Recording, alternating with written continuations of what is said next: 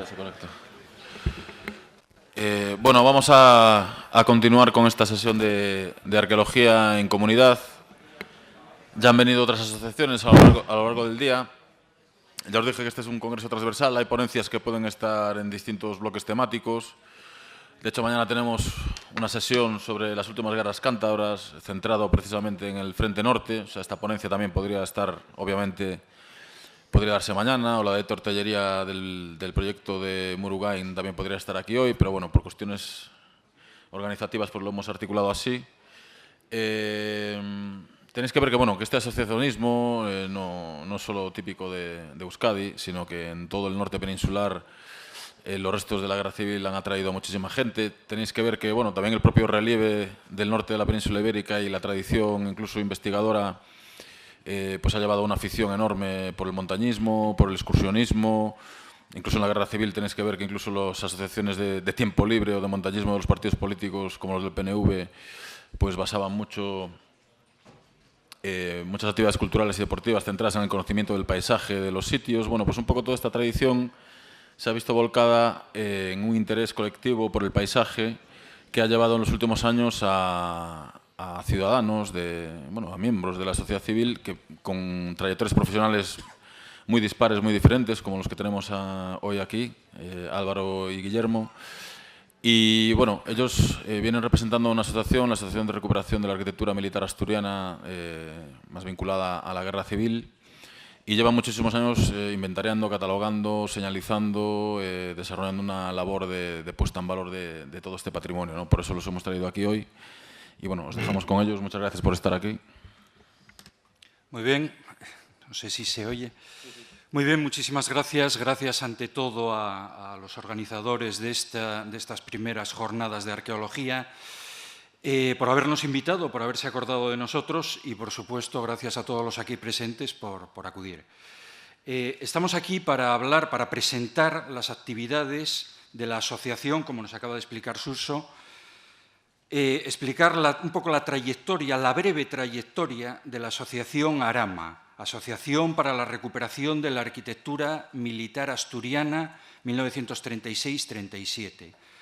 La Asociación Arama es una agrupación cultural sin ánimo de lucro que nace ahora hace 8 años. Nace en el año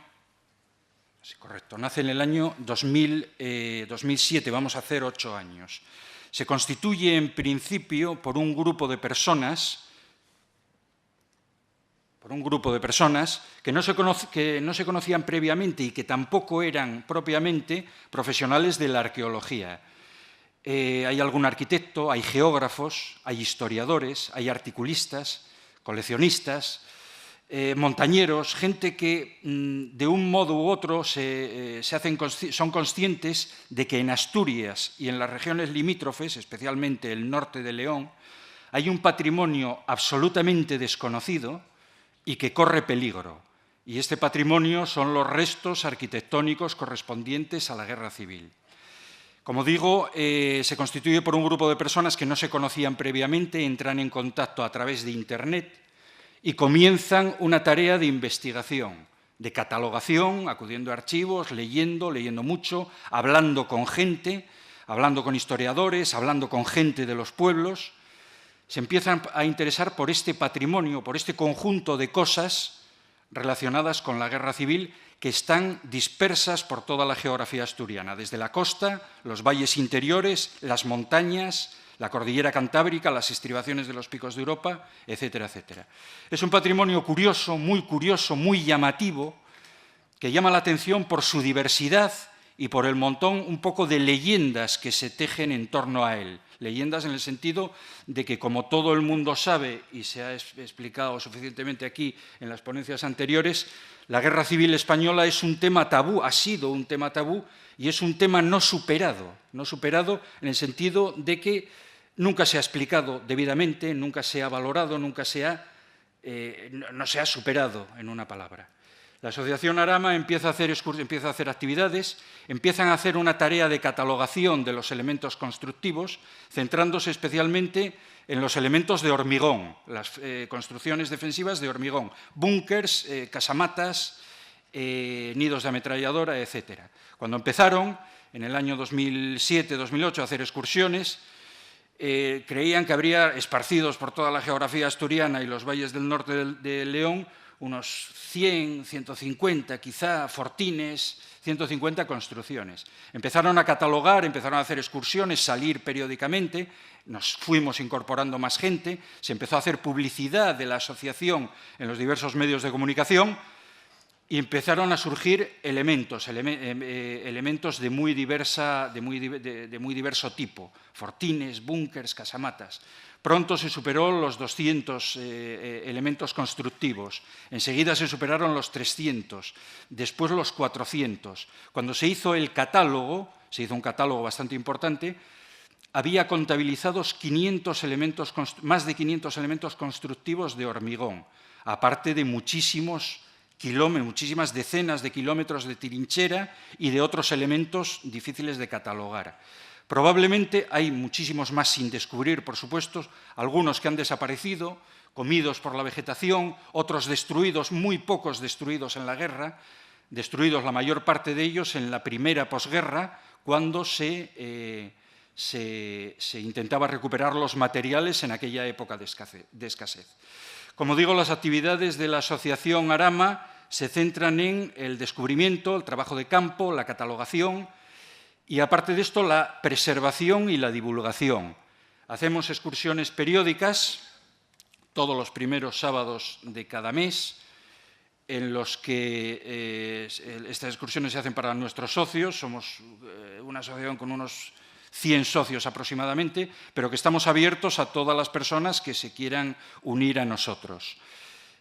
Aparte de esto, pues hacemos un montón de actividades como participar en ponencias como esta de hoy, en hacer excursiones guiadas a petición fundamentalmente de colegios, de colectivos, excursionistas, participaciones en radio y televisión. Editamos una revista anual donde se recogen diferentes artículos elaborados por personas expertas en arquitectura, en historia, en arqueología, etcétera, etcétera. Y a la vez esta revista recoge nuestras actividades anuales. La guerra civil en Asturias, como dije antes, en toda España, es un tema no superado.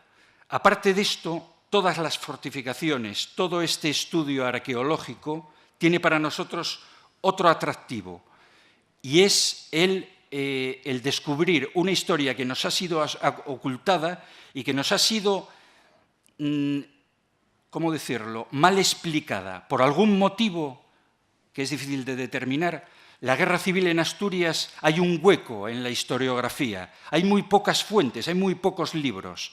Tenemos que tener en cuenta que la Guerra Civil Española es, por supuesto, el hecho histórico más importante de la historia española reciente. Y por ello hay un montón de bibliografía enorme, una enorme cantidad de bibliografía, de trabajos, de películas, etcétera, etcétera, sobre diferentes aspectos, especialmente sobre las principales batallas, la batalla de Madrid, la batalla del Ebro, Brunete, Belchite, etcétera, etcétera. Pero sobre la campaña del norte hay muy poca bibliografía, poquísima. Sobre la campaña del País Vasco, muy poca. Sobre la de Santander, menos todavía. Y sobre la de Asturias, prácticamente nada, muy poco, poquísimo. Esto induce a algunas personas a pensar que en Asturias no hubo guerra o que la guerra duró muy poco, etcétera, etcétera. En absoluto, en absoluto. La guerra en Asturias duró 15 meses, desde julio del 36 hasta octubre del 37. Una vez que cayó el País Vasco y cayó Santander, Asturias quedó sola y aislada durante 2 meses. Y de todos estos hechos se libraron batallas muy cruentas, durísimas, de las que después nos hablará mi compañero Álvaro, y sobre esto apenas hay bibliografía, hay poquísima bibliografía.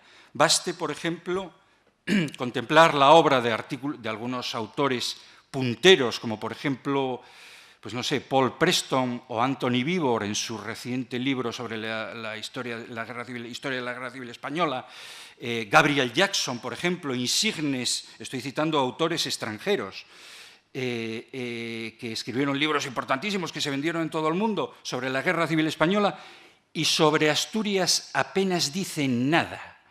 Un párrafo, una página, una línea. Gabriel Jackson, en su libro, por otra parte, un gran libro, un libro fundamental, Historia de la República y de la Guerra Civil Española, le dedica a la batalla de Asturias una línea.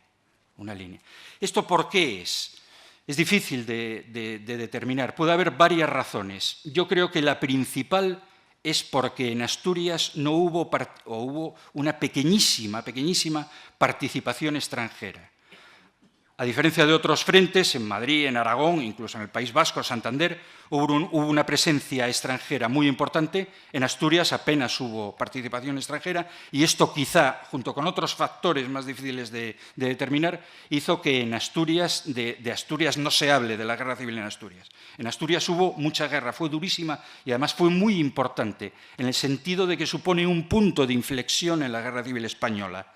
Si la Guerra Civil Española antes de octubre, antes del verano y otoño de 1937, las fuerzas contendientes estaban más o menos equilibradas, después de la Guerra Civil de Asturias, la Guerra Civil en Asturias, la batalla de Asturias, el curso de la guerra se decanta claramente a favor del bando nacional. Por esto es muy, muy importante el estudio de la Guerra Civil Española, y para ello nos ayudan toda esta colección de fortificaciones en las que Arama dedica su objeto de estudio.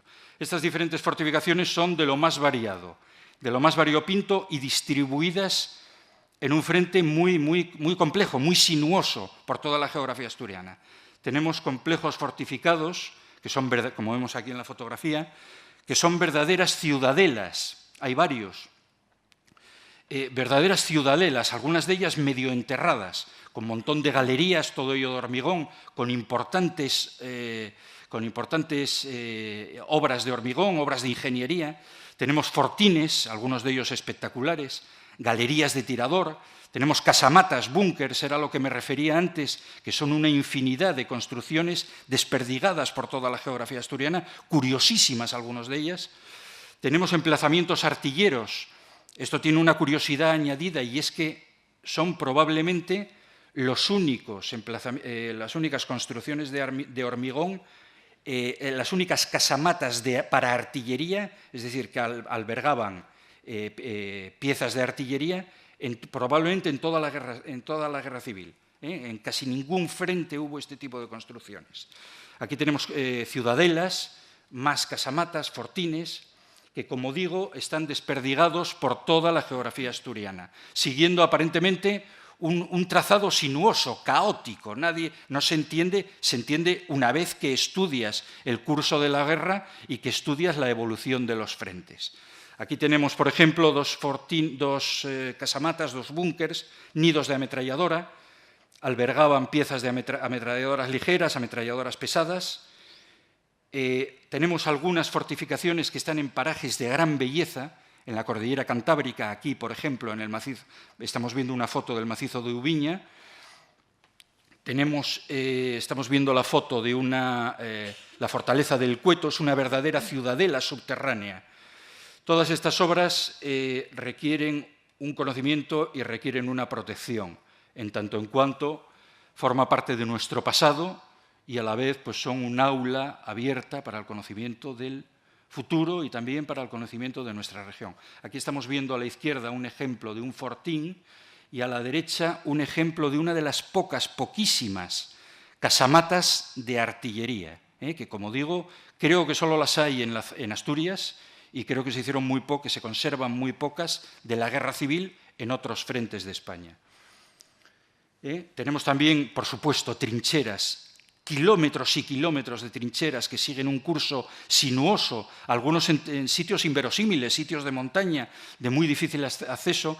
Las trincheras, lógicamente, no llevan obra de hormigón, casi en ningún sitio, en algunos sitios sí, pero lo más normal es que sea una zanja acabada en el suelo, y eso hace que muchas de estas trincheras se hayan colmatado, se hayan desaparecido cubiertas por la vegetación o cubiertas por la erosión, por el paso del tiempo. Como digo, algunas de estos restos están en zonas de montaña, lo que les da pues, un atractivo mayor. Tenemos parapetos de piedra, construcciones mucho más sencillas, pero que igualmente nos ayudan a conocer este pasado, más o menos, un pasado muy cercano y que debe de ser conocido y que las generaciones futuras deben de conocer a toda costa. Tenemos también construcciones muy curiosas también, que no abundan en otros sitios, son las galerías refugio excavadas en la roca, algunas de ellas son muy largas, excavadas por los mineros asturianos usando técnicas de minería, barrenos en muchos casos, barrenos de dinamita, en otros casos la simple punterola de minero a mazazos. Ahí se llegaron a construir verdaderas obras de arte casi, galerías excavadas en la roca viva, con bifurcaciones, con ensanchamientos por dentro para servir de polvorín, de hospital incluso, etcétera, etcétera. En fin, una colección de restos del máximo interés. Aquí vemos algunos ejemplos.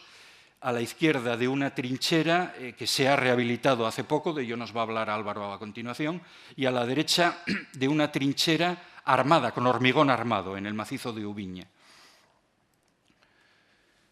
Aquí tenemos en estas fotografías dos ejemplos. Una es un parapeto, un simple parapeto. Esto está en el puerto de San Isidro, en la línea divisoria entre Asturias y León. Y a la derecha tenemos también en el puerto de San Isidro, el final de una galería excavada en la roca, curiosísima, que servía de tronera. Por aquí apuntaba una ametralladora automática y cubría la carretera que venía de León. A nuestra espalda estaría Asturias y ahí enfrente es la carretera que viene de Puebla de Lillo, en la provincia de León.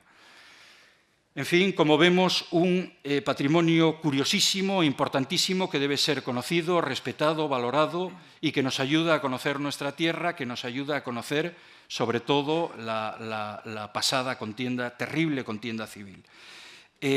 Antes de dejar de ceder la palabra a Álvaro para que nos explique más cosas, centrándose más en estos elementos y en estos espacios rescatados por la Asociación Arama, no sé si me estoy extendiendo demasiado, decir que dos son las peculiaridades de nuestra asociación. En primer lugar, es una asociación sin ánimo de lucro. No cobramos un duro por realizar nuestra actividad, a veces actividades duras, actividades de campo, de desbrozar, de mantener, de investigación, de dar a conocer, de guiar a colegios por esta ruta, a colegios, a chiquillos, excursionistas, etcétera, etcétera. Y la segunda peculiaridad es la imparcialidad. Intentamos dar una visión imparcial, es decir, desapasionada. Nos fijamos solo en los restos. Aquí, los restos materiales, las cosas, las piedras. Aquí, en estas charlas, las charlas que he oído ahora por la tarde, se centran en un aspecto fundamental, importantísimo. Es el aspecto de los derechos humanos. Es un tema complejo, enormemente complejo, que pertenece más, creo yo, al terreno del derecho que al terreno de la historia. Por supuesto, de la historia también, pero es un tema diferente. Nosotros nos centramos en rescatar estas piedras, estas construcciones, estas edificaciones, que son patrimonio de todo. Para entender todo esto es preciso comprender cómo se desarrolló, hacer una brevísima pincelada de cómo se desarrolló la Guerra Civil Española. Se produce una sublevación civil y militar en julio de 1936. El norte entero permanece fiel a la República, mientras que las zonas limítrofes se quedan controladas enseguida por los sublevados. Después de las batallas de Madrid y las diferentes batallas por la toma de Madrid que fracasan, el ejército franquista intenta primero la batalla de Madrid, octubre-noviembre del 36, después las batallas de Guadalajara y del Jarama, que también fracasan, quedan en tablas más o menos. Todo el mundo se da cuenta de que la Guerra Civil Española va a ser larga, va a ser muy larga. Entonces el mando franquista decide la conquista del norte, reducir el frente norte, habida cuenta de que se dan cuenta de que no pueden con la capital. Entonces se inicia la campaña del norte. En este momento, estamos en la primavera del 1937, es cuando se comienza en la zona norte a edificar. Es cuando comienza a fabricarse toda esta serie de construcciones de las que estamos hablando. Cedo la palabra a mi compañero Álvaro para que nos siga explicando la evolución del frente de la Guerra Civil en Asturias y cómo las sucesivas batallas, cómo las sucesivas vicisitudes de la guerra originaron esta colección de diferentes tipos de fortificaciones en un frente aparentemente caótico, que luego no lo es. Bueno, gracias a Guillermo. Ahora tomo la palabra yo. Y como dijo Guillermo, la guerra civil en Asturias es un episodio que dura unos 15 meses, entre julio del 36 y septiembre del 37. El objetivo principal es la conquista de Oviedo, ya que cuando estalla la guerra civil, Oviedo se une al bando nacional y el cuartel de Simancas de Gijón se une también al bando nacional. El resto del territorio del Principado de Asturias queda bajo el bando republicano. El cuartel de Simancas, tras unos combates, el día 21 de agosto del 36, cae y queda como núcleo Oviedo. Como no se consigue tomar Oviedo, se produce un estancamiento del frente y una guerra de trincheras que... Perdón.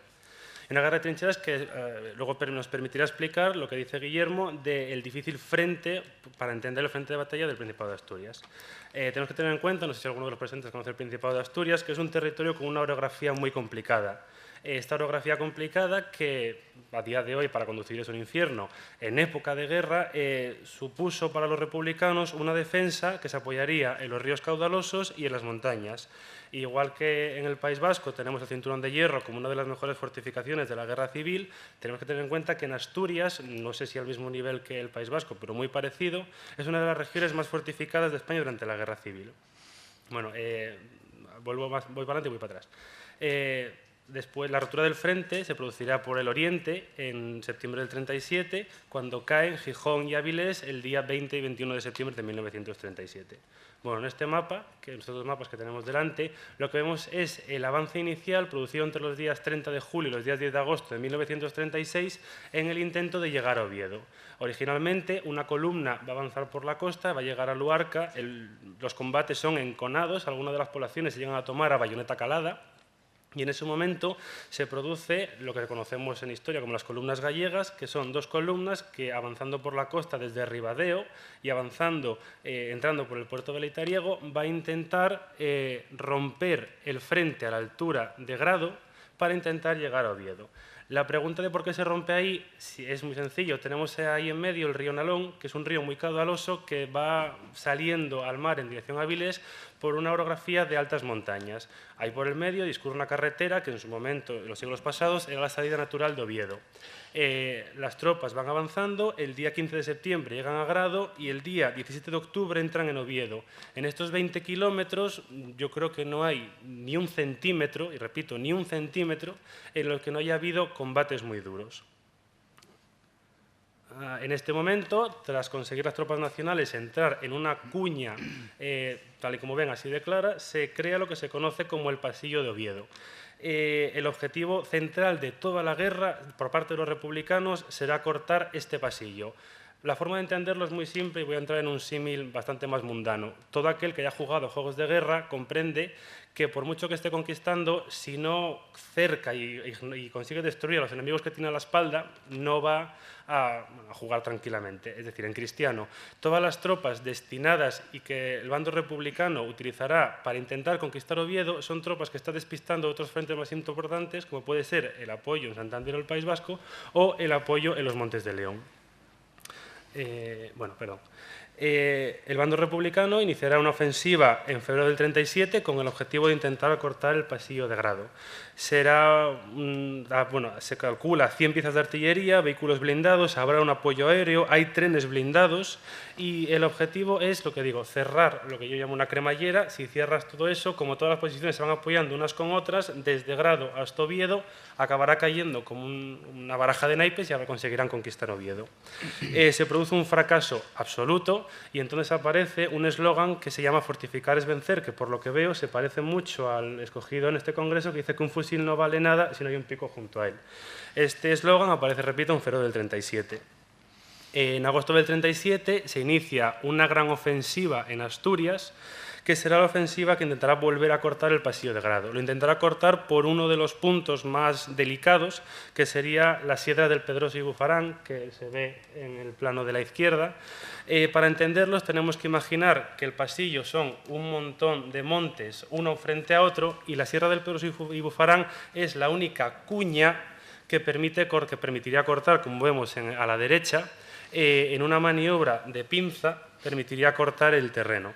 El objetivo es avanzar las tropas por el Monte del Pedroso, la Escrita y el Bufarán, que me acabo de despistar, y el objetivo es conquistar el Cimero, la Manga, Cotanillo y Arca, que son los montes. Perdón que interrumpa un segundo. Creo que a mí se me olvidó decir una cosa sumamente importante, y él lo está dando por supuesto, y es el explicar que el 99% de las fortificaciones que se conservan en la zona en Asturias y regiones aledañas son construidas por el bando republicano, el 99%.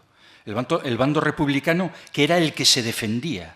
El bando nacional, el bando franquista, apenas construyó fortificaciones de hormigón, como mucho trincheras, como muchos sacos terreros que no permanecen en el tiempo. La única excepción a esto serían las fortificaciones en torno a la ciudad de Oviedo, que, como nos está explicando Álvaro, desde el principio permaneció en poder de los nacionales, del bando franquista. Es decir, las únicas fortificaciones nacionales, muy pocas, poquísimas, son las que hay en torno a Oviedo. Todo el resto son construidas por el bando republicano. Perdón, continúa. No pasa nada. Como iba explicando, esta gran batalla del bando republicano va a contar con dos divisiones que tienen nombre bastante rimbombante, que son la División de Choque Asturiana y la División del Tercer Cuerpo del Ejército de Asturias, que aunque son nombres muy sonoros militarmente, en el fondo son tropas bisoñas, son chavales que les han puesto un fusil, les han puesto unas granadas y les han dicho hay que conquistar. Bueno, también contarán con una división montañesa de reserva. Los fallos de una maniobra que realmente es perfecta militarmente es que la artillería republicana se bombardea a sí misma, los aviones de apoyo chocan contra ellos en el aire, los blindados que tenían que apoyar a la infantería son bloqueados por fuego antitanque y en una jornada, el número exacto creo que son 630, de los cuales 600 soldados son los muertos en el bando republicano y la treintena o veintena son los muertos en el bando nacional. Y entonces la pregunta es, ¿por qué explico este campo de batalla? Uno, porque es muy interesante para entender la guerra en Asturias, y dos, porque entramos en lo que es la charla principal, que es el espacio histórico Frente del Nalón. El espacio histórico Frente del Nalón es, en el año 2010, que es cuando voy a empezar a hablar, la primera puesta en valor de un completo campo de batalla en el noroeste peninsular. Este proyecto nace en el año 2006 por parte del Grupo de Desarrollo Rural Camín de la Mesa, que es una asociación de la zona, que busca una revalorización patrimonial desde una perspectiva histórico-cultural relacionada con la guerra civil en el concejo de Grado. Esta gente entiende que tiene importantes restos, no sabe muy bien cómo colocarlos, pero sí les ve cierto potencial. Contacta con la asociación Arama en el año 2007 y firmamos un convenio.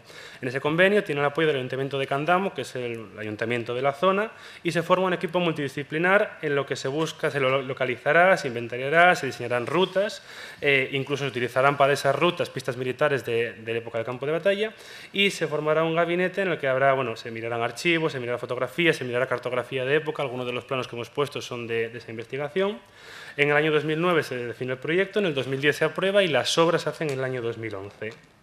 La importancia de este frente de batalla, repito, es que no ha sufrido una alteración desde el año 1937.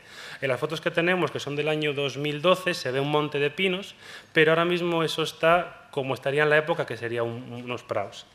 La vegetación ocultó y preservó unas trincheras, puestos de tirador, puestos de observación, bivacs, abrigos, emplazamientos artilleros y un largo etcétera. Es un sistema densamente poblado, es una defensa, utiliza un sistema de tratado de manual, que es una defensa escalonada con elementos de resistencia en profundidad. Una primera línea, una segunda línea y en retaguardia. En esta imagen podemos ver la ruta, que son unos 20 kilómetros, que se forma por una ruta circular, que es lo que vemos aquí, ¿vale? Una segunda ruta, que sería este tramo, y la tercera ruta, que sería la Escrita. En la ruta 1 sería una ruta circular de 3,6 kilómetros que se llama el Alto de la Regada. Se fortifica completamente entre julio y septiembre del 37 y el objetivo forma una línea por arriba que llegaría hasta Oviedo. También se fortifica porque se intenta evitar una ofensiva nacional que intente conquistar Avilés, cosa que, por cierto, no se produce. Podemos ver puestos circulares de observación cubiertos por rollizos, podemos ver un nido, bueno, aquí podemos, trincheras de comunicación, aquí podemos ver lo que llamamos el trincherón, que es ya estará un poco más colmatado, pero cuando lo descubrimos era impresionante verlo. Tenemos nidos que protegen la carretera entre Avilés y Grullos. Luego continuamos. Esta ruta se puede hacer caminando perfectamente, incluso se puede hacer en coche porque han habilitado. Bueno, esta zona ahora mismo es un parque eólico y cuando se construyó el parque eólico fue donde salió esto a la luz. Se puede ir caminando, se puede ir en coche, se puede ir en bicicleta y hay hasta fotos que nos las puse de gente a caballo. Bueno, la ruta 2, que es la ruta que se llama las trincheras y posiciones artilleras de la Degollada, se trata de 4 kilómetros en los que podemos encontrar trincheras de combate en zigzag y casamatas de artillería de 4 cañones. A la derecha vemos la casamata de artillería colmatada, es decir, esto es la suciedad, siendo fino, que han soltado los pinos durante los últimos 40 años. Y a la izquierda vemos la reconstrucción que, estos dibujos aparecen en unos paneles que a lo largo de todo el recorrido se muestran. Asociadas a estas casamatas de artillería, ocultas por una montaña, tenemos más arriba el puesto de dirección de tiro, también protegido por una trinchera. Bueno, aquí vemos una de las entradas a los nidos, sería una entrada en tierra, y luego el interior estaría enlucido, aquí no mucho, pero se ve, y en la foto, aunque no se ve bien, está también enlucido.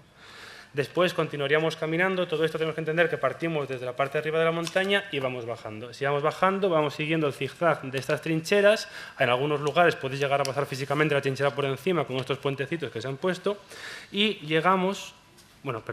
podemos ver otro interior de más nidos. Aquí se ve una cosa curiosa, a la derecha se ve que se ha picado con cincel de minero. El frente de Asturias, aunque es un frente en el que se combate día a día, tenemos que tener en cuenta que es un frente pobre. No hay uniformidad clara, republicanos y nacionales visten con lo mismo, armamento es escaso, llega a ser en algunas partes obsoleto y combaten con lo que les dan.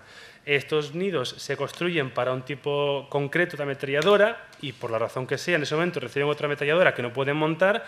Solución en un frente pobre, ante la duda, imaginación. Cogemos una piqueta, picamos y dibujamos, marcamos nuevamente la posición de la nueva ametralladora. Abajo del todo, pero continuando al final, llegamos al final de la ruta 3, que se llama la posición de la escrita, que ahí lo que hemos hecho ha sido intentar reconstruir al máximo cómo sería una trinchera bucólica, idílica, en el momento que estamos hablando. Bueno, en esta imagen tenemos a la izquierda uno de los abrigos bivacs y a la derecha cómo estaría. Aquí vemos la posición de la que estoy hablando. Se trataría de una cabeza de puente en la que estaría apoyada por un nido de ametralladora y una quincena de soldados.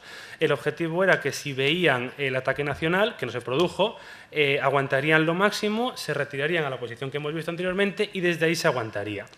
En esta posición tenemos aquí el bivac que hemos dicho. Aquí esto es muy curioso, en su momento se dibujó de manera original la explosión un cono de explosión de una bomba y luego un día sobre el terreno descubrimos que casualmente habíamos acertado. Ahí donde está un poco más a la izquierda teníamos lo mismo. Bueno, aquí vemos el interior de la trinchera que estoy hablando, cubierto con sacos terreros, cubierto con rollizos y se puede ver la profundidad y, repito, con la pubisa de que pierden los pinos, hay una potencia de suciedad de 40 centímetros, entonces estarían completamente cubiertos. Bueno, acabado esto, entramos en el otro proyecto que también ha trabajado la Asociación Arama, que es el proyecto de las trincheras de Gordón. Igual que hemos explicado la importancia del frente de grado, hay otro frente que está bastante ignorado, o por lo menos olvidado, que es el frente de las trincheras de Gordón. En julio del 36, los valles de la zona norte de León quedan bajo el control de la República y luego quedarán bajo el control del Consejo Soberano de Asturias y León. Es un frente que está a 30 kilómetros de León. En estos picos que vemos aquí señalados, Fontaña, Muezca, los días de sol e incluso los nublados, se puede ver perfectamente al fondo del horizonte la ciudad de León. La función de estos picos, de estas fortificaciones en estos picos, será proteger y defender los valles. Tenemos el pico Fontañán a la izquierda con casi 1.600 metros y el pico Muezca a la derecha con 1.600 y pico. El objetivo es controlar el nudo industrial y de comunicaciones que supondrá Pola de Gordón. Esta zona no es un frente de batalla muy activo y en la ofensiva de septiembre del 37 en toda Asturias, con el objetivo de cortar el Paseo de Grado y conquistar Oviedo, se producen combates.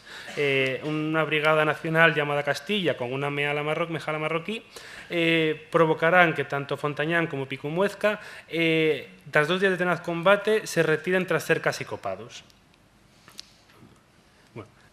Igual que con el espacio histórico Frente del Nalón, el Ayuntamiento de Pola de Gordón más el Ministerio de Medio Ambiente firmarán unos convenios de la Reserva de la Biosfera, Arama, juntas vecinales de Nocedo, Pola de Gordón y barrios de Gordón, crearán un proyecto de 15 kilómetros visitables con 15 paneles indicadores cada X kilómetros, en lo que vas explicando, este es uno de los paneles, en lo que explica lo que estás viendo, contextualiza lo que estás viendo, mejor dicho. En el Pico Muezca, que creo que es este, porque siempre lo confundo, este es el Pico Muezca, ya vemos el paisaje, también como anécdota hemos encontrado, creemos que in situ, que casi seguro, al 100% no lo tenemos, latas de sardinas y casquillos que por la zona dispararon, se vació el cargador y ahí se quedaron después de 80 años. Se trata de trincheras en roca, en la que podemos encontrarnos pozos de tirador y parapetos de piedra. Podemos encontrar restos de edificaciones de piedra con unos muros que a día de hoy, 80 años después, pueden tener una altura de 1 metro más o menos, y encontramos una cosa curiosa que es una galería de 30 metros excavada en roca. Después, el pico sobre el que se apoya, que es el Pico Fontañán, tiene una fortificación de hormigón en la cumbre, en la que encontraremos una trinchera excavada en roca, fortificada por un grueso muro de hormigón con troneras para fusilero y ametralladora. Aquí la podemos ver. Una de las curiosidades es que está casi oculta. En la foto se ve bastante bien, pero si tú pones la distancia, no la ves. Se camufla perfectamente con el paisaje. El acceso a este fortín se produce por una galería excavada en la roca y tenemos una casa mata de hormigón, que es esta de la derecha, con techo y forma poligonal con 4 troneras para ametralladora. Luego tenemos a continuación trincheras en zigzag que llevarán a galerías excavadas en roca, atraviesan la cumbre y tenemos nuevos pozos de tirador. Constantemente, cada X metros, encontramos restos de trincheras y pozos de tirador. Aquí vemos el interior del fortín. No se ve muy bien, pero la zona que controla es impresionante. Controla tanto en altura como en distancia. Si se acerca alguien ahí, lo ves antes desde el infierno, lo ves directamente. Esto es lo que ha trabajado Arama y lo que tenemos otros temas pendientes. Son fortificaciones que por sí solas pueden hablar tanto o más de lo que hemos hecho hasta ahora. Por nombrarlas como pinceladas, tenemos el Fortín de Regaldín en el desfiladero de los Bellos, una fortificación en altura impresionante que controla totalmente el desfiladero. Es más, se intentó atacar por ahí y vieron que era inviable y el bando nacional atacó por otro sitio. Aquí vemos el fortín en altura, el interior del fortín.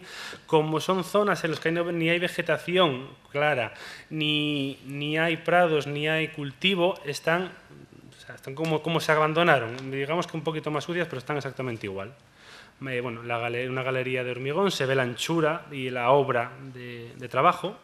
Después tenemos el fortín de Tarna, San Isidro. A la izquierda tenemos una foto de época del año 36-37 y a la derecha cómo se encuentra actualmente. Es decir, si el Principado o alguien tuviese un poco de visión, comprendería que quitando un poco la vegetación y potenciándolo podría potenciar un importante resto histórico y tendría que ir, sería muy útil. Podemos el interior, por ir enumerando ya rápidamente. Peña o Viña, tenemos lo mismo, importantes restos. Aquí se da una cosa muy curiosa, que es un nido hecho con piedra prefabricada, que creo que es el único que existe. Ahí en Ubiña hay una colección de nidos de ametralladora, todos ellos hechos con bloques prefabricados. Y es una de las primeras ocasiones en las que se usa en la construcción los bloques de hormigón prefabricados. Antiguamente, antes de los años 30, pues apenas se usaban muy poco. Aquí es una de las primeras ocasiones que se usan en la guerra civil bloques prefabricados de hormigón. Están en una zona muy inaccesible, de una zona de alta montaña, en en el pico Cerreos, al lado de Peñauviña, a casi 2.000 metros de altura, y esto fue frente de batalla desde mayo del 37 hasta que cayó el frente en octubre del 37. Y ya para ir terminando, como pérdidas evitables de restos de la guerra civil, si ahora lo que hemos visto es impresionante, en la propia ciudad de Oviedo, que como digo fue un frente de batalla de primera línea, en la zona con el círculo rojo, que es la zona de la Cadellada, Oviedo bando nacional, el exterior bando republicano, aquí podemos ver en el año 2000, aquí vemos el antiguo psiquiátrico, vemos una zona de prados en los que se empieza a vislumbrar un crecimiento urbanístico, pero que había unos restos. Arama contactó con el Ayuntamiento de Oviedo y le dijo que, aunque era muy interesante, se comprometía tal vez a salvar el 20%, más o menos. En el año 2012 podemos ver una ligera expansión urbanística y ahora mismo lo que se ha perdido son estas impresionantes fotos, para ir terminando, que son galerías de hormigón, la misma galería desde otro ángulo de vista. Tenemos como información útil, que incluso las fotos cuando se está destruyendo proporcionan información útil, que es la forma de construcción de estas galerías, que no siempre se puede ver. Nidos impresionantes, se puede ver la comparativa de la gente. Y, ya para terminar del todo, creemos que una forma de este congreso interdisciplinar es una frase de alguien que no es ni historiador ni nada por el estilo, que es John Stuart Mill, que dice que no existe mejor prueba del progreso de la civilización que el progreso del poder de cooperación. Y con esto Arama considera por finalizada la charla. Muchas gracias.